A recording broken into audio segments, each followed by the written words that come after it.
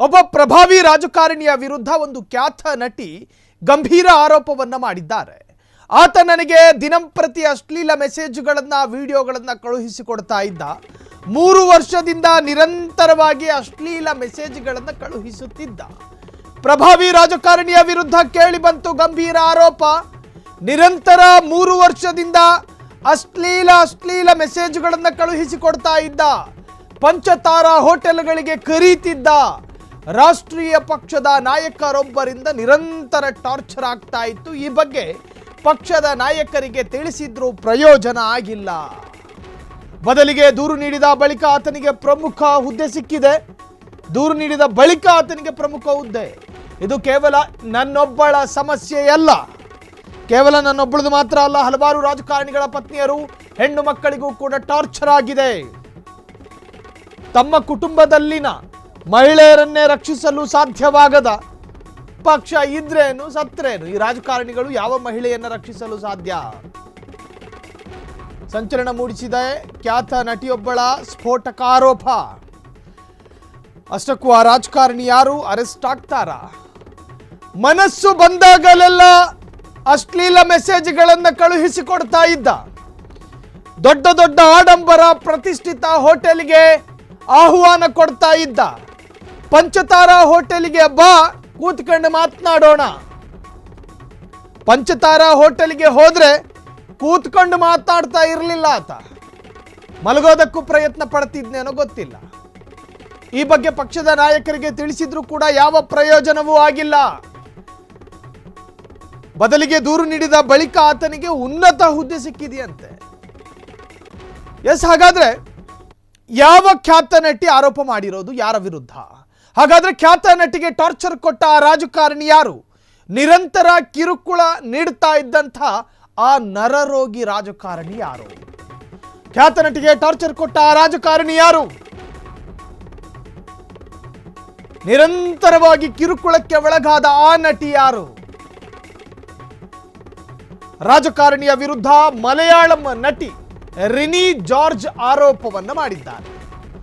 ಆದರೆ ಆ ರಾಜಕಾರಣಿ ಯಾರು ಅನ್ನೋದನ್ನ ತಿಳಿಸದ ನಟಿ. ಈ ಬೆನ್ನಲ್ಲೇ ಕಾಂಗ್ರೆಸ್ ಶಾಸಕನ ಪಾತ್ರದ ಬಗ್ಗೆ ಬಿಜೆಪಿ ಆರೋಪವನ್ನ ಮಾಡ್ತಾ ಇದೆ. ಕಾಂಗ್ರೆಸ್ ಶಾಸಕ ರಾಹುಲ್ ಮಂಕೂಟಿಲ್ ಹೆಸರು ಉಲ್ಲೇಖಿಸಿದ ಬಿಜೆಪಿ ಪಾಲಕ್ಕಾಡ್ನ ಕಾಂಗ್ರೆಸ್ ಶಾಸಕರಾಗಿರುವ ರಾಹುಲ್ ಮಂಕೂಟಿಲ್ ಕೇರಳದ ಯುವ ಕಾಂಗ್ರೆಸ್ನ ರಾಜ್ಯಾಧ್ಯಕ್ಷ. ನಟಿ ರಿನಿ ಜಾರ್ಜ್ ಆರೋಪ ಮಾಡಿರೋದು ಶಾಸಕನ ಕಚೇರಿಯ ಎದುರು ಪ್ರತಿಭಟನೆ ನಡೆಸಿದ ಬಿಜೆಪಿಯ ಕಾರ್ಯಕರ್ತರು. ರಾಹುಲ್ ಮಂಕೂಟಿಲ್ ರಾಜೀನಾಮೆಗೆ ಒತ್ತಾಯಿಸಿದ ಬಿಜೆಪಿ.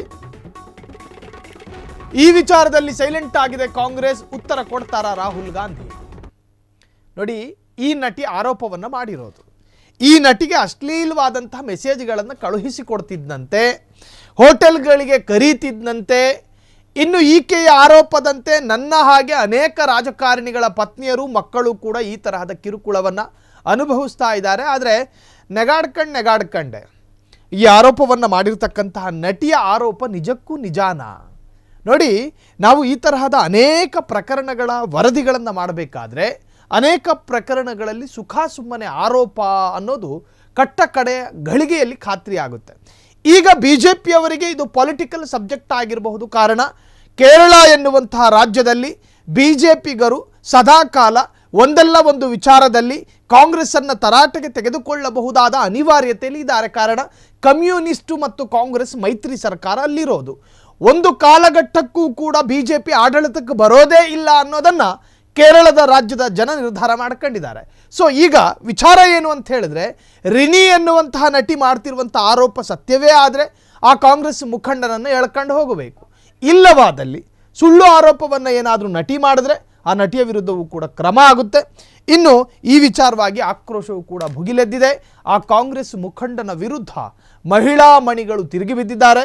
ಈಗಾಗಲೇ ಕೇರಳದ ಜನ ಕೂಡ ತಮ್ಮ ಶೈಲಿಯಲ್ಲಿ ಆಕ್ರೋಶಗಳನ್ನು ಹೊರಹಾಕ್ತಾ ಇದ್ದಾರೆ. ಬಿಜೆಪಿಯ ಅನೇಕ ಮುಖಂಡರು ಕಾಂಗ್ರೆಸ್ನ ಕಚೇರಿ ಎದುರು ಪ್ರತಿಭಟನೆಯೂ ಕೂಡ ಮಾಡಿದ್ದಾಯಿತು.